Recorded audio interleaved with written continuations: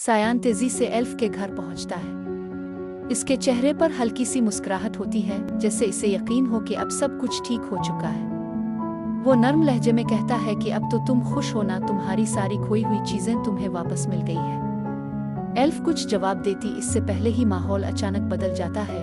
छत पर एक खतरनाक आदमी पहले ही सायान को निशाना बना चुका होता है। इसकी उंगली ट्रिगर पर होती है और मौत बस एक लम्हे की दूरी पर खड़ी होती है।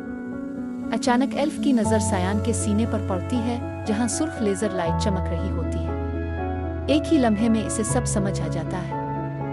बगैर एक लम्हा ज़ाय किए एल्फ फौरन सायान के सामने आकर खड़ी हो जाती है। गोली चलती है और जोरदार धमाके के साथ सीधा एल्फ को लगती है। वो दर्द से तड़पती हुई जमीन पर गिर जाती है और उसका खून बहने लगता है। सायान के होश उड़ जाते हैं।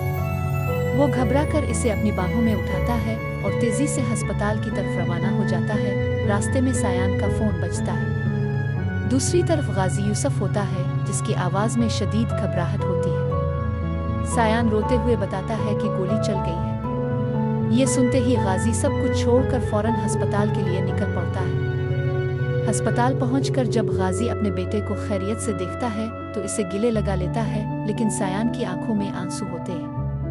वो बताता है कि निशाना इस पर था, मगर एल्फ ने अपनी जान खतरे में डालकर इसे बचा लिया। ये सुनकर गाजी का गुस्सा भड़क उठता है और वो फौरन हमले के पीछे का पता लगवाना शुरू कर देता है। जल्द ही इसे मालूम हो जाता है कि इस हमले के पीछे लाला का हाथ है। सायान बार बार पूछता है कि ये सब किसने किया, मगर गाजी इसे सच नहीं बताता और कहता है कि मैंने तुम्हें यहाँ आने से रोका था क्योंकि यहाँ मेरी बहुत दुश्मनियाँ हैं।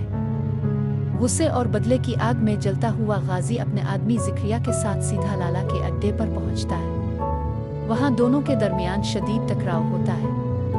गाजी इसे खबरदार करता है कि इसने बहुत बड़ी गलती की है, जबकि लाला हंसते हुए इसे मजीद इश्तियाल दिलाता है और पुरानी दुश्मनी का जिक्र छेड़ देता है।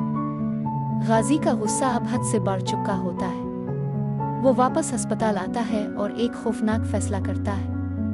इसके कहने पर जिक्रिया आईसीयू में जाता है, जहां एल्फ बेहोशी की हालत में होती है। वो खामोशी से इसका ऑक्सीजन मास्क हटा देता है। चंद लम्हों में एल्फ की हालत बिगड़ने लगती है। मशीनों की आवाज तेज हो जाती है और डॉक्टर दौड़ती हुई अंदर आती है। फौरन सायान को बुलाया जाता है। सायान घबरा कर अंदर आता है और एल्फ का हाथ पकड़ लेता है। एल्फ अपनी आखिरी ताकत जमा करके इसकी तरफ देखती है।